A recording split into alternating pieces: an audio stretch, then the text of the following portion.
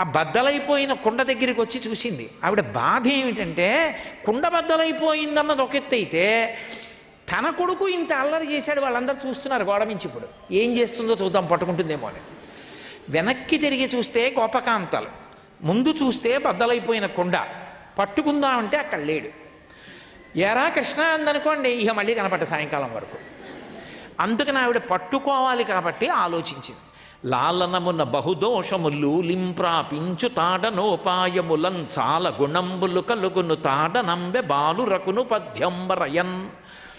నా కొడుకు నా కొడుకు నా కొడుకని ముద్దు చేస్తే అది ఎలా ఉంటుంది అంటే, ఏదో కృష్ణదేవరాయల వారి చరిత్రలో రామరాయల వారు మాట అంటాడు, ముదుసలి ఇంటి దీపమని ముద్దుడు మూర్ఖుడు కాడు అంటాడు.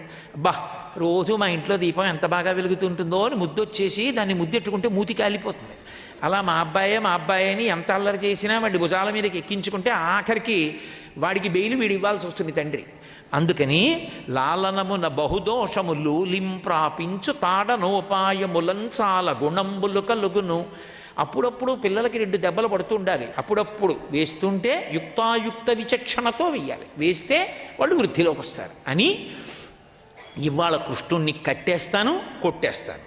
ఎవడైనా అఖిలాండకోటి బ్రహ్మాండ నాయకుడు, సమస్త జగత్తులు తన కడుపులో ఉన్నవాడు, ఆయన్ని పడతానంటోంది, కడతానంటోంది, కొడతానంటోంది అని ఇప్పుడు పెద్ద యుద్ధానికి బయలుదేరుతున్న దానిలా సిద్ధమైంది. ఎందుకని తొందరపడి వెళ్ళిపోయింది అనుకోండి, ఆయన ఏమంత తొందరగా దొరికేవాడు కాడు. అందుకని ఆమె ఆ పమిట కొంగు తీసింది, చుట్టూ తిప్పింది, గట్టిగా బిగించి దోపుకుంది. ఆ చీర ఇలా పట్టుకుని కొంచెం కుర్చీళ్ళు పైకెత్తి పక్కకి దోపుకుంది. మరి తేలిగ్గా పరిగెత్తాలి కదూ. ఆ జడ వేసుకునింది, ఆ జడ తీసింది, గట్టిగా కొప్పు బిగించుకుంది, ఆ పువ్వులన్నీ బాగా కొప్పు లోపలికి దోపుకుంది. అంటే పిల్లాడితో సమానంగా పరిగెత్తడానికి తన యొక్క ఆహార్యము ఎలా ఉంటే ఆనుకూల్యతని పొందుతుందో అంత ఆనుకూల్యతని సిద్ధింపజేసుకుంది. అలాగని గబగబా బయటికి వెళ్ళి చూడకూడదు, కృష్ణ కృష్ణ ఎక్కడున్నావు అంటే ఏమి ఉండడు ఆయన. అందుకని చాలా జాగ్రత్తగా పిల్లిలా నక్కి నక్కి చూస్తోంది. ఏం చేస్తుందో అని వాళ్ళు చూస్తున్నారు, వాళ్ళు ఏం చెప్పరు, ఇదిగో ఇక్కడే ఉన్నాడని. ఈవిడ ఏం చేస్తుందో చూడాలి వాళ్ళు, అది వాళ్ళ తాపత్రయం. అందుకని చూసింది. ఎక్కడ కనబడ్డాడు? వికచకమలనయన వేరొక ఇంటిలో వెలయరోలు తిరుగవేసి ఎక్కి ఉట్టిలోని వెన్ననులుకుచునొక కోతి పాలు చేయుచున్న బాలుకనియే.